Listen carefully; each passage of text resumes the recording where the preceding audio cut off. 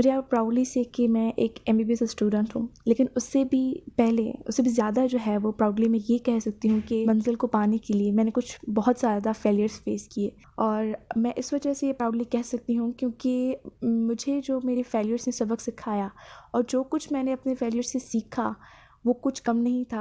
मेरे लिए सबसे ज़्यादा जो वैल्यूएबल चीज़ है ना वो ये रखती है कि मैंने अपनी लाइफ में जो भी है ना सीखा है, अपने मिस्टेक से सीखा है, अपने फेलियर से सीखा है।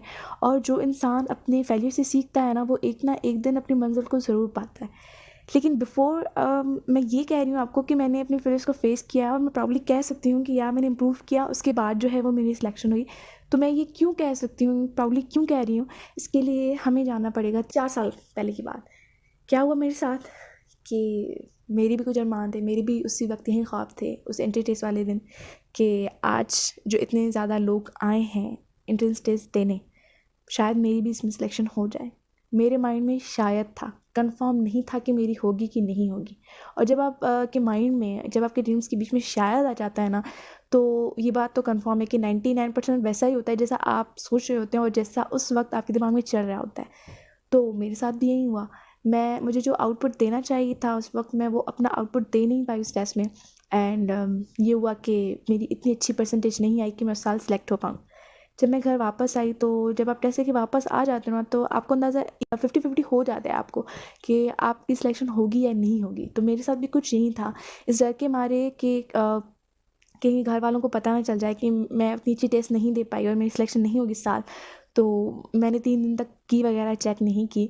बाद में मुझे बहुत मतलब हुआ कि मुझे की चेक करनी चाहिए। वो एक उम्मीद होती है ना, last time, last end moment तक आपको कोई उम्मीद होती है ना, तो शायद मुझे भी वही उम्मीद थी।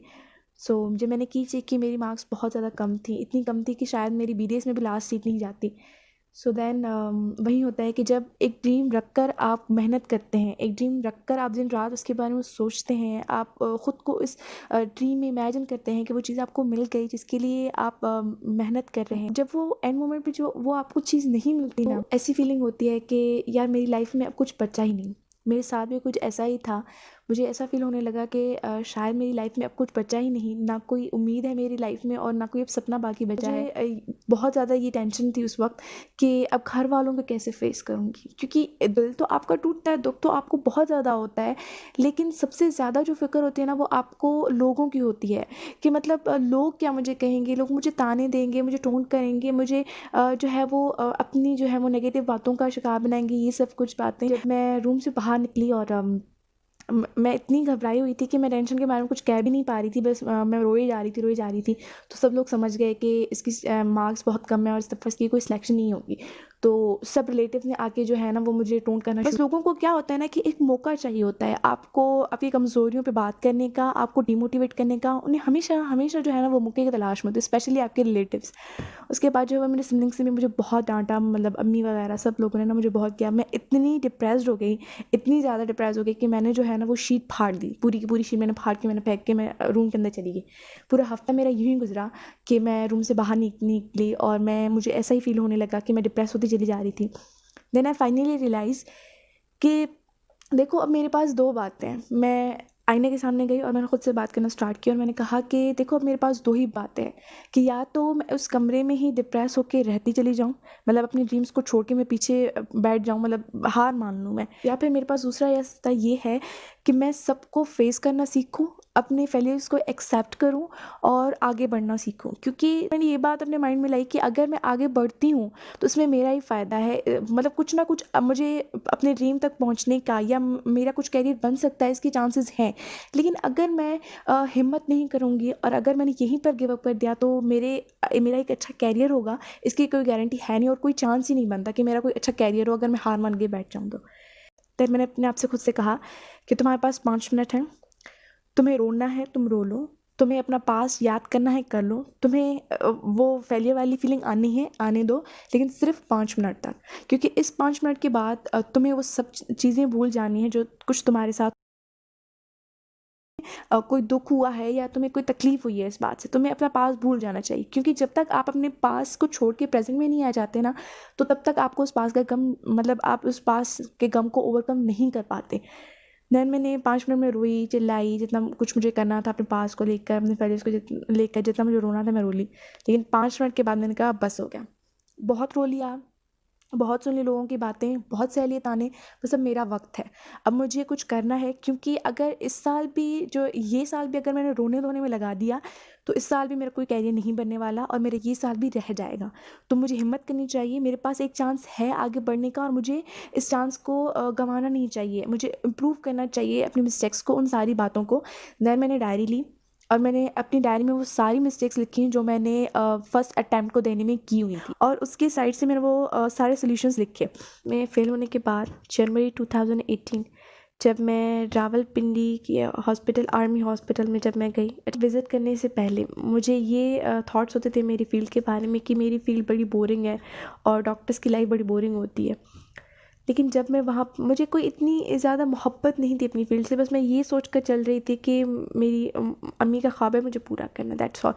लेकिन बाद में जब मैं वहाँ पर गई एंड मैं जाते ही जब मैं वहाँ पे गई ना, बस ये कहते हैं ना कि किसी चीज़ को देख कर आप थम जाओ, रुक जाओ, मेरे साथ भी हुआ। मुझे एकदम से अपनी फ़ील्ड से मोहब्बत सी हो गई।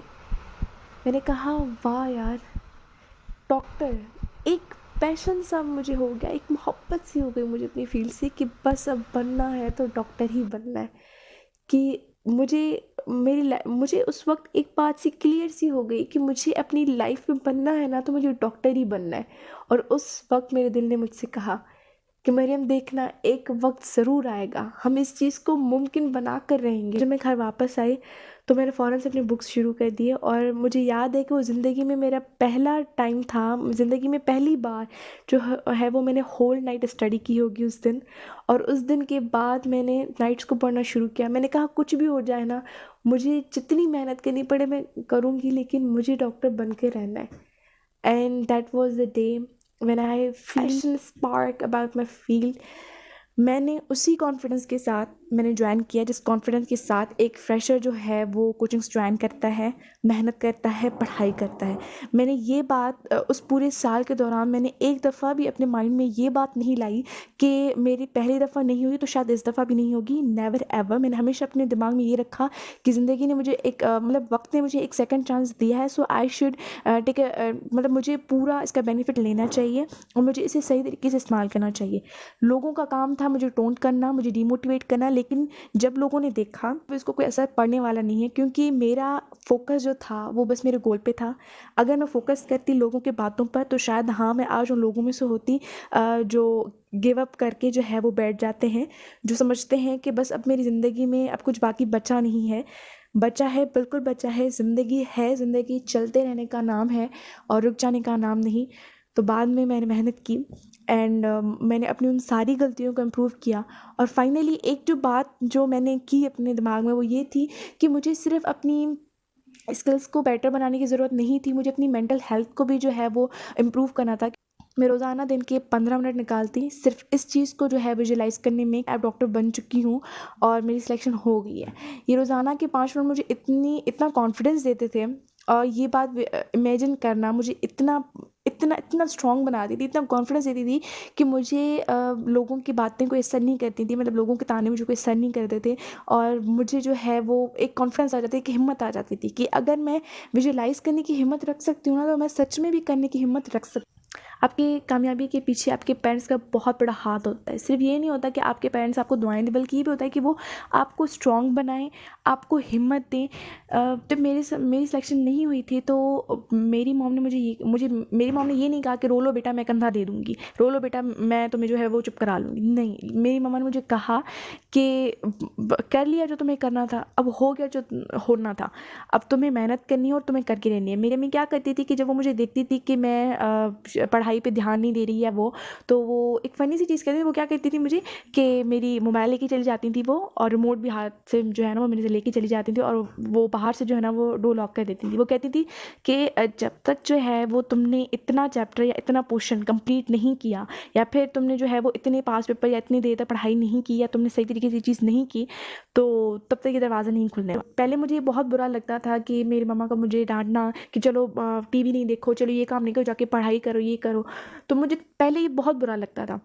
लेकिन जब अब मैं ये बात मैं सोचती हूँ ना, तो मुझे बहुत ज़्यादा खुशी होती है कि मेरी अम्मी ने मुझे उस वक़्त जो है वो मुझे इस तरह से मुझे स्ट्रॉन्ग बनाया, मुझे इस तरीके से कॉन्फिडेंस दिया कि तुम्हें सख्तियाँ बर्दाश्त करनी पड़ेंगी। पेरेंट्स का डाँटना, पेरेंट्स की सख्ती हमारी भलाई के लिए होती है, वो हमारा सिर्फ़ भला चाहते हैं और हमें स्ट्रॉन्ग बनाने के लिए उन्हें सख्ती करनी पड़ती है हमारे साथ। और आज मैं अम्मी से यही बातें करती हूँ कि थैंक यू सो मच अम्मी, अगर आज शायद आप जो है वो मुझ पे सख्ती ना करतीं, तो मैं इतनी आगे नहीं बढ़ पाती, क्योंकि मेरे पेरेंट्स और मेरी ज़िंदगी से इतना मुझे इस बात को याद कराते थे ना कि क्या कर रही हो, टीवी देख रही हो, दोबारा फेल होना है क्या। वो जब भी मुझे याद कराते थे ना बार बार, उनको दोबारा रिपीट ना करूं, और मैं इनको याद करके और ज़्यादा पुख्ती से मेहनत करूं, और ज़्यादा मुझे ये बातें जितनी बुरी लगेंगी उतना ही मैं अच्छे से मेहनत कर पाऊंगी। और दूसरी बात कि जो मैंने पहले भी कहा कि मैं अपने आप को खुशकिस्मत समझती हूँ कि मैंने एक फेलियर फेस किया, क्योंकि ज़िंदगी में अगर आप कोई फेलियर फेस नहीं करेंगे तो आपके लिए सक्सेस में जो आपको मेहनत करनी होती है,